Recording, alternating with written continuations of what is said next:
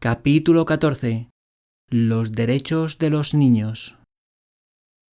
Hemos fijado ya el derecho de propiedad de todos y cada uno de los hombres sobre su propia persona y sobre la tierra virgen que descubren y transforman con su trabajo. Hemos mostrado asimismo que a partir de estos dos principios podemos deducir la estructura total de los derechos de propiedad sobre todos los tipos de bienes, incluidos los que una persona adquiere ya sea mediante intercambio o bien como resultado de donativos o legados voluntarios. Pero queda por resolver el difícil caso de los niños. El principio del derecho a la autoposesión en favor de todos y cada uno de los hombres se aplica a los adultos, es decir, a los propietarios de sí mismos que deben utilizar su mente para elegir y alcanzar sus fines. Ahora bien, es evidente que un recién nacido no es propietario de sí actual, sino potencial, y esto plantea un difícil problema. ¿Cuándo y de qué manera adquieren los niños en el curso de su desarrollo su derecho natural a la libertad y a la autoposesión? ¿Gradualmente o de una vez? ¿A qué edad? ¿Y qué criterio podemos aplicar para este cambio o transición? Empecemos por el periodo prenatal. ¿Qué derechos de propiedad tienen los padres, o más específicamente la madre, sobre el feto? Debemos advertir, en primer lugar, que se ha abandonado con excesiva precipitación la posición católico-conservadora. Esta posición sostiene que el feto es una persona viva y que, por consiguiente, el aborto es un homicidio y debe ser castigado por la ley como cualquier otro asesinato. Suele replicarse aduciendo que es el nacimiento el que marca el inicio de la vida humana dotada de derechos naturales, incluido el derecho a no ser asesinado. Antes del nacimiento, según este argumento, el niño no puede ser considerado persona humana. La contrarréplica católica de que el feto es un ser vivo y una persona potencial en un sentido inminente tiene un estrecho parecido con la opinión, generalmente admitida, de que no se puede agredir a un recién nacido porque es un adulto en potencia. Pero aun siendo cierto que es el nacimiento el que traza la auténtica línea de demarcación, la formulación habitual convierte este nacimiento en una arbitraria raya divisoria y carece de una suficiente elaboración racional en la teoría de la autopropiedad. El auténtico dato de partida para el análisis del aborto se encuentra en el derecho absoluto de cada persona a la propiedad de sí misma. Esto implica, de forma inmediata, que todas las mujeres tienen el derecho absoluto sobre su cuerpo, que tienen dominio total sobre él y sobre cuanto hay dentro de él, incluido el feto. En la mayoría de los casos, los fetos se encuentran en el seno materno con consentimiento de las madres. Ahora bien, si una mujer no desea que se prolongue esta situación, el feto se convierte en invasor de su persona y la madre tendría perfecto derecho a expulsarlo de sus dominios. Según esto, habría que considerar el aborto no como el asesinato de una persona, sino como la expulsión de un invasor indeseado del cuerpo de la madre. Por consiguiente, todas las leyes que restringen o prohíben el aborto invaden derechos de las mujeres afectadas por esta normativa. Se ha objetado que, una vez la madre ha consentido en concebir, ha establecido un contrato con el feto y no puede quebrantarlo con el aborto. Pero se deslizan varias falacias en esta doctrina. En primer lugar, tal como veremos más tarde, una simple promesa no es un contrato exigible y ejecutable. Solo puede exigirse el cumplimiento de un contrato cuando su violación equivale a un robo implícito. Y es evidente que no puede aplicarse a este caso este tipo de reflexión. Es obvio, en segundo lugar, que no puede hablarse aquí de contrato dado que difícilmente puede admitirse que el feto sea una entidad voluntaria y conscientemente contratante. Y en tercer lugar, como ya hemos visto antes, uno de los puntos determinantes de la teoría libertaria es la inalienabilidad de la voluntad, de donde se desprende que no es lícito exigir el cumplimiento de contratos de esclavitud voluntaria. Incluso en la hipótesis de que hubiera habido un contrato, no se le debe ejecutar obligatoriamente porque la voluntad de la madre es inalienable, no es lícito esclavizarla, ni puede obligársela a tener el hijo en contra de su voluntad. Otro de los argumentos de los antiabortistas señala que el feto es un ser humano y posee, por consiguiente, todos los derechos inherentes a esta condición. Muy bien, concedamos, a los efectos de nuestra discusión, que es así, esto es, que los fetos son seres humanos, o en un sentido más genérico, seres potencialmente humanos, con los correspondientes derechos. ¿Pero qué seres humanos, si se nos permite la pregunta, tienen derecho a ser parásitos coactivos dentro del cuerpo de un huésped que no los quiere aceptar? Si ningún ser humano ya nacido tiene tal derecho, menos aún lo tienen, a fortiori, los fetos. Los antiabortistas suelen formular su argumento en el sentido de que los fetos, al igual que los seres humanos ya nacidos, tienen derecho a la vida. Hemos renunciado en este libro a esta expresión a causa de su ambigüedad y porque los derechos auténticos que sus partidarios dan por supuestos están incluidos en el concepto del derecho a la autoposesión, el derecho a que la propia persona esté a salvo de agresiones. Incluso la profesora Judith Thomson, que en su análisis del problema del aborto intenta, no sin cierta contradicción intrínseca, mantener el concepto de derecho a la vida sin renunciar al principio del derecho a la posesión del propio cuerpo, demuestra lúcidamente las trampas y errores de esta teoría. Para algunos, tener derecho a la vida significa tener derecho a que se conceda al menos el mínimo indispensable requerido para conservar la existencia. Pero ¿qué ocurre cuando este mínimo indispensable consiste en algo a lo que no se tiene derecho? Si tengo una enfermedad mortal y lo único que puede curarme es el contacto de la refrescante mano de Henry Fonda sobre mi enfebrecida frente, no me asiste ningún derecho a que Fonda toque con su fría mano mi calenturienta piel. Sería una inmensa delicadeza por su parte que volara desde la costa occidental para hacerlo, pero yo no tengo derecho alguno a nada que él tenga la obligación de hacer por mí. Resumiendo, no es lícito interpretar el término derecho a la vida en el sentido de que alguien tenga derecho a exigir de otros acciones que sustenten su vida. En nuestra terminología, semejante exigencia sería una intolerable violación del derecho de otra persona a la posesión de sí. Y como ha señalado con argumentos convincentes la profesora Thomson, tener derecho a la vida no garantiza ni el derecho a que se le dé el uso de algo, ni el derecho a seguir usando el cuerpo de otra persona, ni siquiera en el caso de que dicho uso fuera indispensable para la propia existencia. Supongamos ahora que el niño ha nacido. ¿Qué ocurre? Podemos decir primero que sus padres, o con mayor precisión su madre, que es el único familiar cierto y visible, en cuanto creadores del niño son sus propietarios. Un recién nacido no puede ser, en ningún sentido, una persona que se posee a sí misma.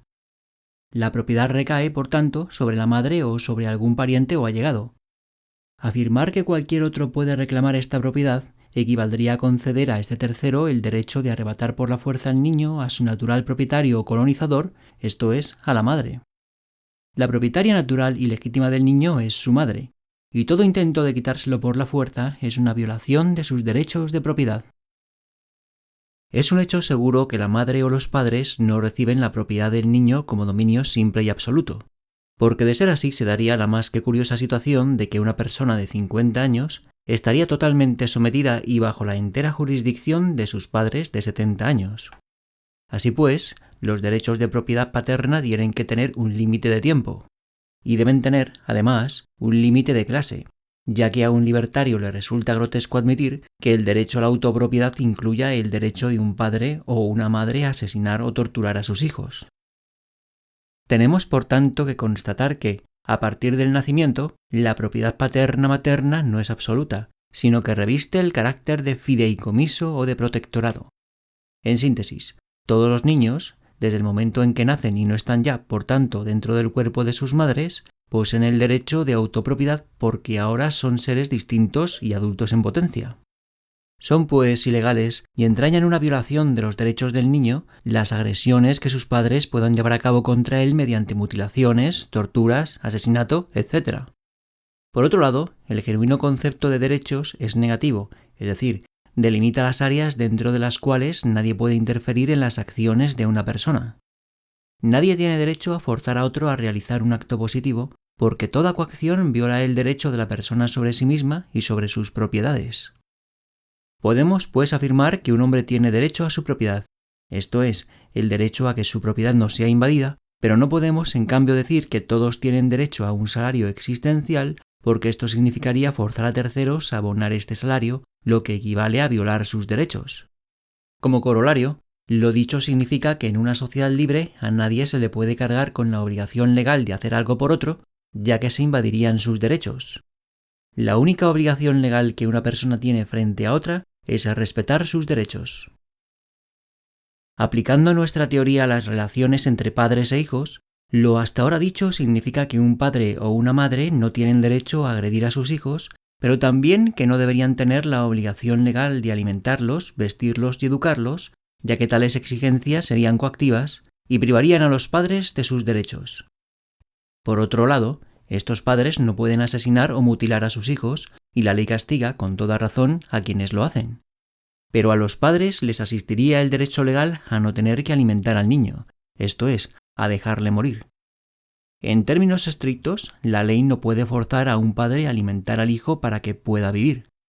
Esta norma nos permite resolver algunas cuestiones espinosas, entre otras si les asiste a los padres el derecho a dejar morir, por ejemplo, no dándole alimentos, a un hijo deforme. La respuesta es, por supuesto, afirmativa, en virtud de un a fortiori derivado del derecho, mucho más general, de permitir que muera cualquier niño, deforme o no.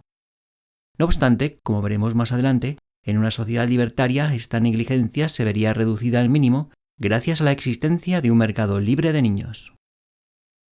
Nuestra teoría nos permite analizar también el problema que plantea el caso del Dr. Kenneth Edelin del Boston City Hospital, acusado el año 1975 de homicidio sin premeditación por haber permitido, por deseo evidentemente de la madre, que muriera un feto tras haber practicado un aborto. Si a los padres les asiste el derecho legal a dejar que sus hijos mueran, lo tienen también, a fortiori, respecto de los fetos extrauterinos. De parecido modo, en un mundo futuro, en el que los niños podrán nacer mediante métodos extrauterinos, también los padres tendrán el derecho legal a quitar el enchufe, o para decirlo con mayor precisión, a negarse a pagar para que el enchufe siga conectado. Pasemos ya al análisis de las implicaciones de la teoría que afirma que los padres deberían tener la obligación, legalmente exigible, de mantener con vida a sus hijos. El argumento a favor de esta obligación contiene dos componentes. Uno, que los padres han creado al niño en virtud de una libre decisión, de un acto que persigue un fin determinado. Y dos, que el niño es temporalmente un ser desvalido, no un propietario de sí mismo. Estudiemos en primer lugar este segundo argumento del desamparo. Podemos comenzar con la observación general de que es una falacia filosófica pretender que las necesidades de A impongan a B la obligación coactiva de satisfacerlas. Primero, se estarían violando los derechos de B. Segundo, si se afirma que un niño desamparado puede imponer deberes legales sobre alguien, ¿por qué específicamente sobre sus padres y no sobre otros? ¿Qué tienen que ver los padres? La respuesta es, por supuesto, que son ellos quienes han procreado al niño. Pero esto nos lleva al otro argumento, el de la creación. De dicho argumento se extrae, como conclusión inmediata, que queda exonerada de toda obligación frente al niño la madre que lo ha concebido como resultado de una violación, ya que aquí no ha habido un acto libre o voluntario. Y quedan igualmente eximidos los padrastros, los padres adoptivos o los tutores, que no han tenido nada que ver con la generación del niño. Pero admitiendo que la creación genere la obligación de mantener al niño, ¿por qué debería extinguirse cuando el niño llega a la edad adulta? Como Ebers observa, puesto que los padres han creado al niño, ¿por qué no están obligados a mantenerle por siempre? Cierto que ahora ya no es un ser desvalido, pero el desvalimiento, como se ha hecho notar en líneas anteriores, no es en sí ni de por sí causa de obligación vinculante. Si la condición de ser el creador de otro es fuente de deberes y esta condición se mantiene, ¿por qué no ha de mantenerse también la obligación? ¿Y qué decir del caso de que, dentro de unas décadas, la ciencia sea capaz de crear vida humana en el laboratorio? Aquí el creador es el científico. ¿Tendrá el deber legal de mantenerle? Supongamos que el niño es deforme, apenas un ser humano. ¿Seguirá atado el científico a la obligación legal de conservar su existencia? ¿Y si la tiene?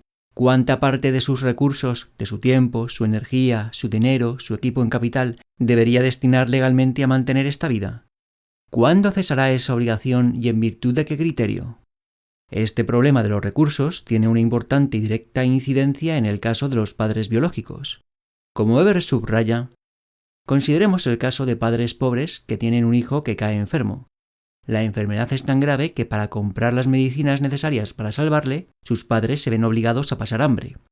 ¿Están obligados a renunciar a su calidad de vida hasta el límite mismo de la autoextinción para ayudar al niño? Y si lo están, ¿en qué momento se extingue su obligación legal? ¿Y según qué criterio? Ebers prosigue. Podría arguirse que los padres están obligados a proporcionar las atenciones necesarias mínimas, calor, vestidos, alimentos, para que el niño conserve la vida. Pero una vez admitida la existencia de la obligación, parece ilógico, a la vista de la amplia variedad de las cualidades y de las características humanas, reducir su alcance a las medidas procustianas del promedio humano. Un argumento muy utilizado afirma que el acto voluntario de los padres ha generado un contrato en virtud del cual estos quedan obligados a mantener al niño. Pero A. Esto ampliaría este pretendido contrato al feto con la inherente prohibición del aborto, y B. se incurre en todas las dificultades de la teoría contractual antes analizadas. Consideremos finalmente, con Evers, el caso de una persona que ha salvado voluntariamente a un niño de un incendio en el que han perecido sus padres. En un sentido absolutamente real, este salvador ha dado la vida al niño. ¿Adquiere por ello la obligación legal de seguir cubriendo también en el futuro sus necesidades existenciales? ¿No sería esto una monstruosa e involuntaria esclavitud impuesta al Salvador? Y si esto es cierto respecto de este Salvador, ¿por qué no ha de serlo también respecto de los padres naturales? Así pues, cuando nace el hijo, la madre se convierte en su propietaria por fideicomiso. Sus obligaciones legales se reducen a no maltratarlo, ya que el niño es potencialmente propietario de sí mismo. Por lo demás, mientras mora en la casa paterna, se encuentra necesariamente sujeto a la jurisdicción de sus padres, ya que vive en y de las propiedades de estos. Los padres tienen, por supuesto, el derecho a dictar normas para el uso de su casa a todas las personas, adultas o no, que viven en ella. ¿Cuándo podemos decir que ha llegado a su fin esta jurisdicción parental de fideicomiso sobre los hijos? La fijación de una edad concreta, 18 años, o 21, o cualquier otra, es completamente arbitraria. La clave de la solución de esta espinosa materia se encuentra en los derechos de propiedad de los padres sobre la vivienda. El niño adquiere la plenitud de sus derechos de autopropiedad cuando demuestra que los ejerce de hecho, es decir, cuando vive fuera o se ha ido de casa. Debemos garantizar a todos los niños, sea cual fuere su edad, el derecho absoluto a abandonar el hogar, a buscar nuevos padres dispuestos a adoptarle voluntariamente o a tratar de vivir con sus propios medios. Los padres pueden intentar persuadir a un hijo que ha abandonado el hogar a que vuelva a casa, pero es de todo punto inadmisible la esclavitud o la agresión al derecho de autoposesión de los niños y al uso de la fuerza para obligarles a retornar. El derecho absoluto a dejar la casa es la expresión última de su derecho de autoposesión. Aquí no cuenta para nada la edad. Si un padre puede tener la propiedad de su hijo dentro siempre del marco de no agresión y de libertad de abandono del hogar, puede transferirla a terceros. Puede dar al niño en adopción o puede vender sus derechos sobre él en virtud de un contrato voluntario.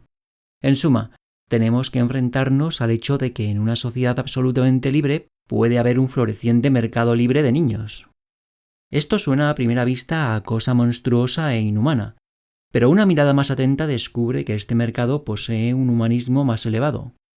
Debemos empezar por reconocer que existe ya de hecho este mercado infantil, solo que, dado que los gobiernos prohíben vender los niños por un determinado precio, los padres se ven ahora obligados a entregarlos a centros de adopción de niños libres de cargas.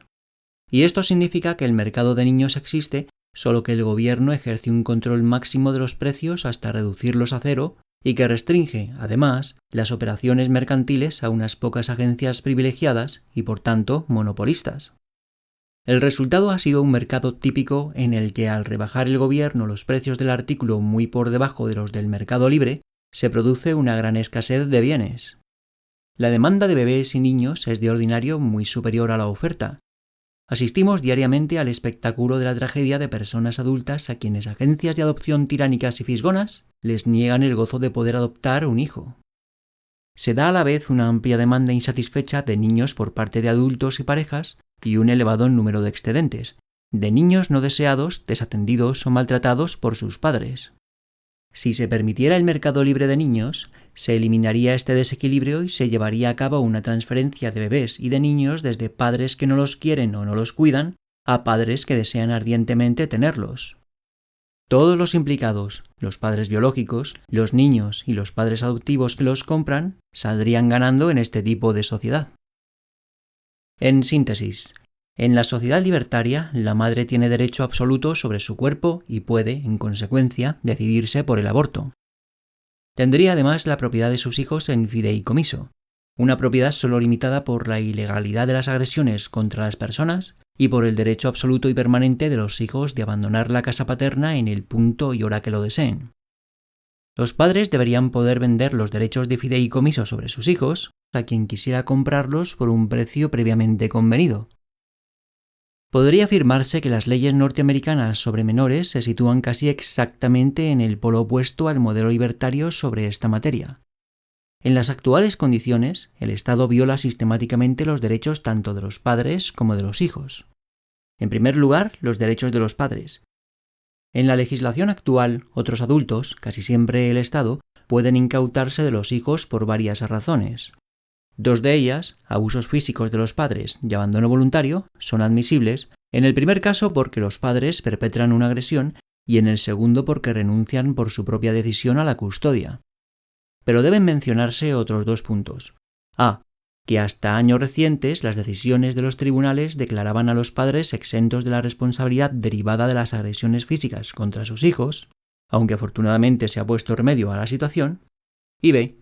Que a pesar de la gran publicidad desplegada en torno al síndrome de los niños maltratados, se estima que tan solo el 5% de los abusos contra los niños se refieren a malos tratos físicos por parte de los padres. Las otras dos razones con que se pretende justificar que se les quiten a los padres sus hijos, ambas inscritas bajo la amplia rúbrica de niños abandonados, violan abiertamente los derechos parentales. Estas razones son 1. No poder dar a los niños alimentos, vestidos, atención médica y educación adecuados, y 2. No proporcionarles un entorno conveniente. Debe quedar claro que ambas categorías, y en especial la segunda, son lo bastante vagas e imprecisas como para proporcionar al Estado excusa válida para apoderarse de poco menos que de todos los niños del país, desde el momento en que es el Estado mismo quien determina lo que se entiende por adecuado y conveniente. Y no son menos vagos otros criterios, derivados, que permiten al Estado adueñarse de los niños cuyos padres no les han proporcionado un desarrollo óptimo, o cuando así lo aconseja el mejor interés de los hijos, también definido por el propio Estado. Algunos ejemplos recientes permitirán ver con qué amplitud se ha ejercido este poder de incautación. En el caso Watson del año 1950, el Estado llegó a la conclusión de que una madre era incapaz de cuidar a sus hijos debido a su estado emocional, su condición mental y sus profundos sentimientos, supuestamente religiosos, que rayaban con el fanatismo. En su decisión, cargada de connotaciones totalitarias, el tribunal insistía en la presunta obligación de educar a los hijos en el respeto a y de acuerdo con las reglas de conducta y las costumbres de la comunidad en cuyo seno tienen que vivir. En 1954, en el caso de Hunter contra Powers, el tribunal violó, una vez más, tanto la libertad religiosa como los derechos paternos al apoderarse de un niño, pretextando que la madre se dedicaba con excesiva intensidad a una religión no conformista y que el niño estaría mejor estudiando o jugando que no leyendo literatura religiosa. Un año después, en el caso Black, un tribunal de Utah arrancó a 8 niños de la patria potestad porque sus padres no les habían enseñado que la poligamia es inmoral. El gobierno no se contenta con dictaminar la religión, sino que decreta también la moral personal. En 1962, un tribunal privó a una madre de sus 5 hijos porque llevaba con frecuencia malas compañías a su apartamento. En otros casos, los tribunales han sostenido que los padres han abandonado a sus hijos y procede, por tanto, privarles de la patria potestad, o que las disputas entre los esposos o un supuesto sentimiento de inseguridad del niño pondrían en peligro los mejores intereses de éste. En una decisión reciente, el juez Woodside del Tribunal Superior de Pensilvania prevenía mordazmente frente al enorme potencial coactivo del criterio del mejor interés. Un tribunal no debe asumir la custodia de un niño quitándosela a sus padres solo porque el Estado o sus instituciones pueden proporcionarle un hogar más confortable. Si la comodidad del hogar fuera el criterio único, los funcionarios del bienestar público podrían arrebatar los hijos a la mitad de los padres del país, cuyas viviendas considera que son menos deseables, para trasladarlos a la otra mitad de la población con casas tenidas por más confortables. Ampliando aún más este principio, llegaríamos a la conclusión de que la familia de la que se cree que tiene la mejor vivienda podría elegir entre cualquiera de nuestros hijos. También los derechos de los niños han sido sistemáticamente invadidos por el Estado y en mayor medida aún que los de los padres. La normativa de la asistencia obligatoria a la escuela, endémica en los Estados Unidos desde comienzos de este siglo, fuerza a los niños a acudir o a los colegios públicos o a las escuelas privadas oficialmente aprobadas por el Estado. Las leyes supuestamente humanitarias sobre el trabajo infantil han impedido por sistema y con el empleo de la fuerza la entrada de los niños en el mercado laboral, privilegiando de este modo a sus competidores adultos.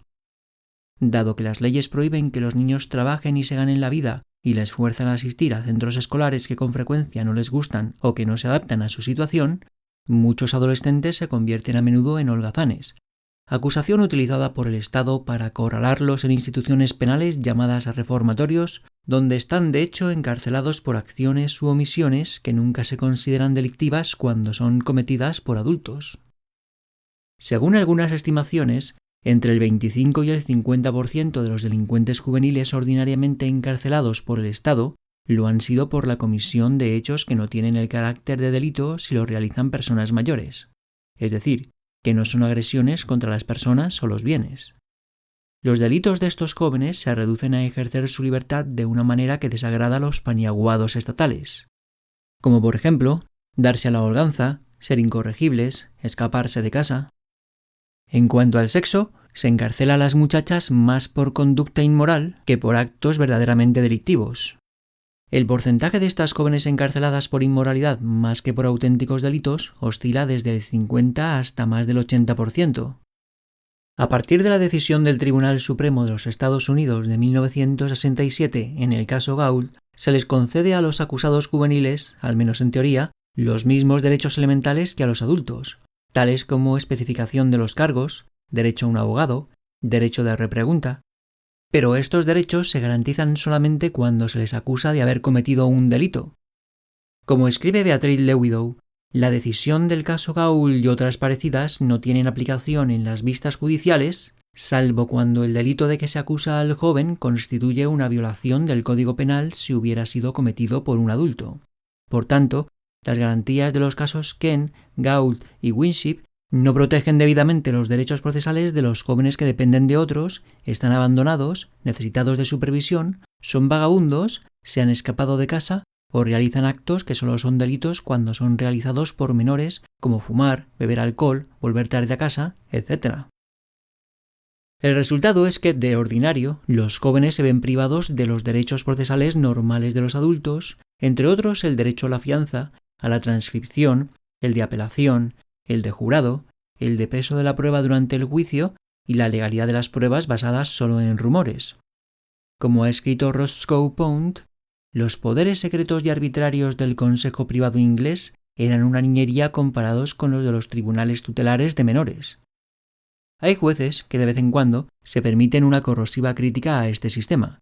Uno de ellos, Michael Musmano, afirmaba, a propósito de un caso en Pensilvania en 1974, algunas garantías constitucionales y legales, como la exención de autoacusación, la nulidad de testimonios de terceros basados en rumores, la interdicción ex parte y de informaciones secretas, todo ello tan celosamente respetado en las sentencias judiciales desde Alabama hasta Wyoming, es rechazado en Pensilvania cuando la persona que comparece ante el tribunal es un menor o una muchacha. A todo esto se suma que los códigos sobre la delincuencia juvenil están tachonados de expresiones ambiguas que permiten llevar ante los tribunales y condenar casi sin limitaciones las más diversas formas de inmoralidad, tales como ausencia habitual del hogar, depravación moral, peligro de convertirse en un depravado moral, conducta inmoral e incluso la compañía de personas de carácter inmoral. Se ha empleado, además, la tiranía de algunas condenas imprecisas en contra de los menores, de tal modo que se les aplican castigos más prolongados que los dictados contra adultos por los mismos delitos. La normativa de la actual aplicación de la justicia a los menores consiste en imponerles un castigo que puede retenerlos en reclusión hasta que alcancen la mayoría de edad. Además, en algunos estados, en estos últimos años se ha complicado aún más esta deplorable situación al dividir a los adolescentes en dos categorías, la de los auténticos delincuentes y la de los menores inmorales, a los que se define como personas necesitadas de vigilancia. En virtud de esta clasificación, recaen sobre los pertenecientes a la segunda categoría condenas más largas que sobre los de la primera.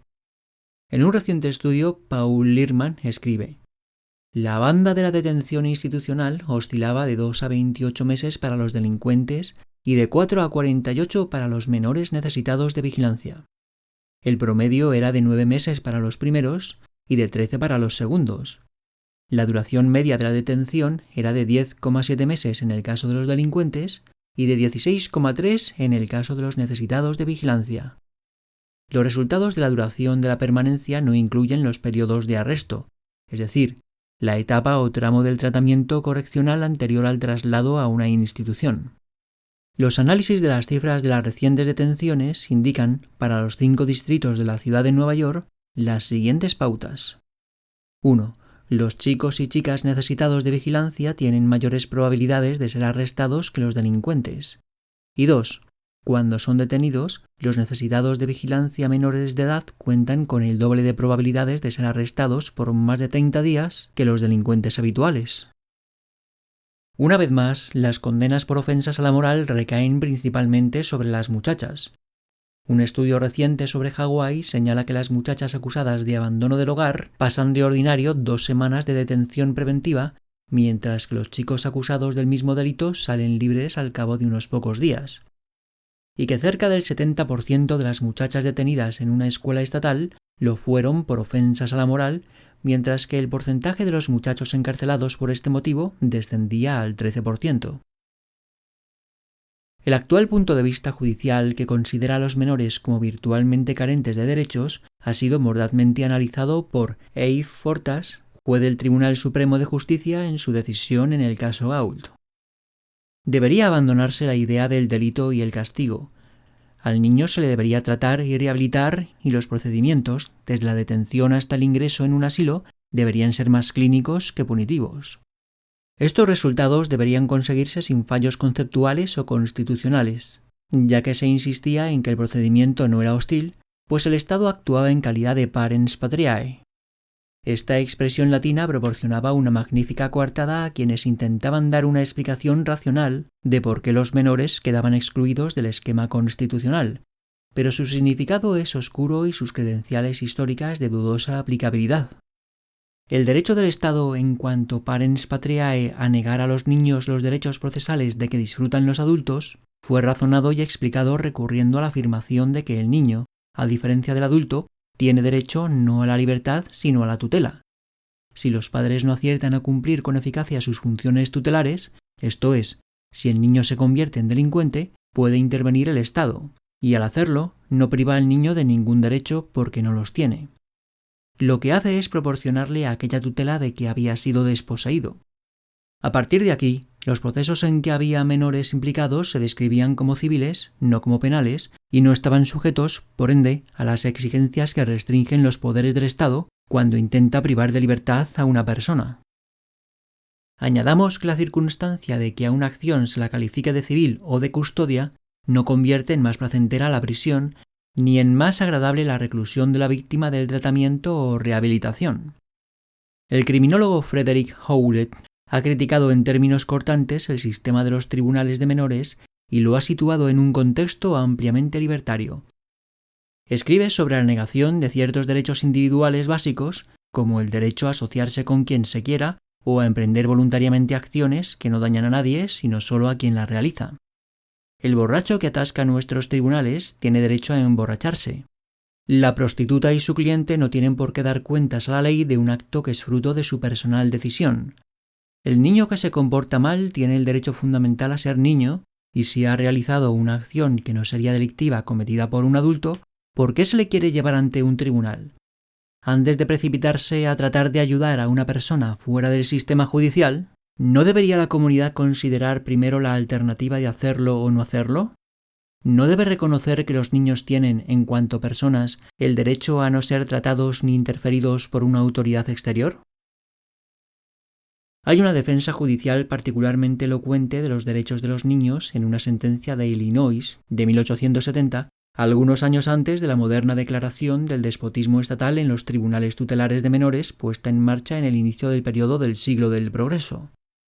En la sentencia del caso People ex Rale O'Connor vs. Turner, el juez Thornton declaraba: «El principio de absorción del niño y de su completa sujeción al Estado es totalmente inadmisible en el moderno mundo civilizado. Estas leyes se preocupan de la custodia del niño, dirigen sus obligaciones y solo una cédula de libertad condicional, dependiente de la discrecionalidad incontrolada de una junta de tutores, permite al muchacho encarcelado respirar el aire puro del cielo fuera de los muros de su prisión y sentir los impulsos de la raza humana en contacto con el mundo lleno de animación. El confinamiento puede abarcar de 1 a 15 años según la edad del menor. No es la clemencia del Ejecutivo la que puede abrir las puertas de la prisión porque no se ha cometido ningún delito. El requisito del habeas corpus, pensado como garantía de la libertad, no proporciona ningún alivio porque el poder soberano del Estado, en cuanto parens patriae, ha decretado el encarcelamiento irrevocable. Tal restricción a la libertad natural es tiranía y opresión, y si los niños del Estado son condenados, sin haber cometido ningún delito, sin haber incurrido en ninguna ofensa o agravio, simplemente por el bien de la sociedad, entonces es mejor que la sociedad se reduzca a sus elementos originales y que el gobierno libre reconozca su fracaso. La incapacidad de los menores no debe convertirlos en esclavos o delincuentes. ¿Podemos declarar a los menores culpables de sus delitos, responsables de sus agravios, imponerles pesadas cargas y privarles al mismo tiempo de su libertad sin cargos, sin haber sido condenados por sus acciones? El Bill of Rights de Illinois, siguiendo la Declaración de Derechos de Virginia y la Declaración de Independencia, establece que todos los hombres son, por naturaleza, libres e independientes y poseen ciertos derechos inherentes e inalienables, entre ellos el derecho a la vida, a la libertad y a la búsqueda de la felicidad. Este lenguaje no es restrictivo, es tolerante y comprensivo y expresa una gran verdad, que todos los hombres, todas las gentes y todas y cada una de las personas tienen el inherente e inalienable derecho a la libertad. ¿Tendremos que decir a los niños del Estado, vosotros no disfrutáis de este derecho, un derecho que es independiente de todas las leyes y regulaciones humanas? Ni siquiera los criminales pueden ser condenados ni encarcelados sin el debido proceso legal.